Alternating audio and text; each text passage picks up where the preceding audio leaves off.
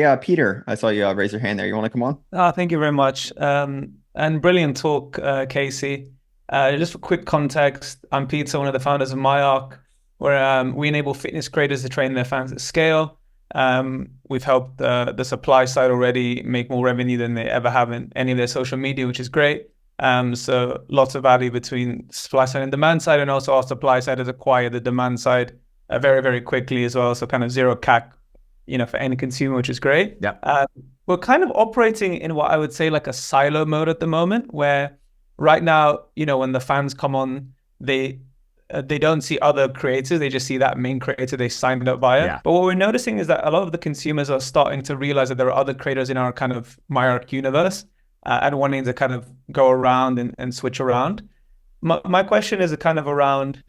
I feel like it might be too early to pull the trigger on having that type of like discovery or that kind of cross networking, and instead maybe focus on like the initial network effects that we can do on a per community basis, if that makes sense. hmm Because what we're seeing is that the social mechanics that we've kind of just released of community, etc., is getting retention and activation a lot higher. People are creating so much UGC that the creators then put on their post, and that's bringing in like organically more customers. So kind of diving a bit deeper into that, almost like a Strava like interface within the experience, and then going towards kind of marketplace. But yeah, that's kind of what we're thinking at right now. So currently operating in silo, we're seeing network effects within the kind of creator to fan kind of community, and wanting to know when to kind of, or maybe it's a bit too early to pull trigger on like that more traditional marketplace and discovery. Yeah. Okay. So the question you have to work through to build the appropriate strategic sequence here is, it sounds like you have traction in building out acquire creator onboards community starts engaging with each other. That's a direct network effect business, right? And that's valuable. All direct network effects are valuable. And so the question is, do I lean into that? But there is some emergent behavior. Is that maybe has high traction. So you can lean into that a lot more, and that will create defensibility and faster growth, all things we love. But then there's also some emergent behavior that implies you could have cross-site network effects, which is cross-selling creators. And what's nice about that is maybe like the acquisition isn't as viral or anything as a direct network effect business, but the cross-sell will create higher take rates from suppliers because they feel like you're actually driving real demand to them versus just managing a community. So probably will make more money per creator. And you will probably see metrics over time that show the number of creators you get connect with, the higher the consumer side retention is for, the overall kind of product. So the LTV on the consumer side will go up. LTV on the consumer side is going to go up through the direct network effects too, but probably the cross-site network effects will be a little bit higher, assuming you're maintaining some balance of the community product.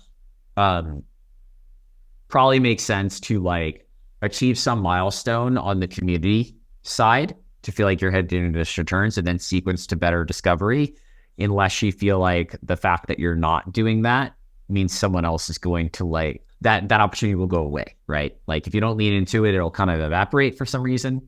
I don't think it would evaporate competitively. Like, I don't think it's not like someone else is going to steal that opportunity. It's just more that people, it's generally been hard to balance historically, like community value prop and transactional value prop.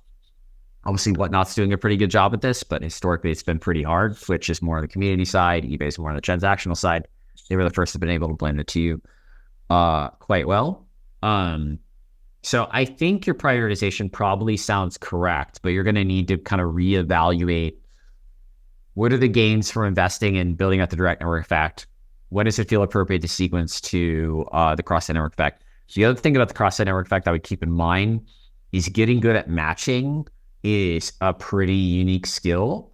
And you talk to any marketplace founder and they'll just tell you how much they think their search functionality sucks and their discovery functionality sucks because there aren't enough good search engineers in the world. They're frankly all in China. So they're hard to get. And obviously machine learning and AI is propagating more, and that stuff will become easier.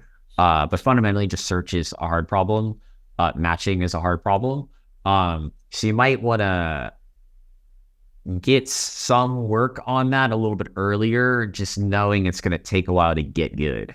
Not distract from the core strategy, but if like, hey, if this is a call option, we're definitely calling in 3-year time horizon. It might take 3 years to get good at search, and browse and connect. So, now there are hacks to that, like take like the Substack model, right? Of like, well, if you follow one person, that person just recommends other people they think are good. That's usually like a good short-term hack, but not as much a game changer as you kind of owning the discovery model long-term.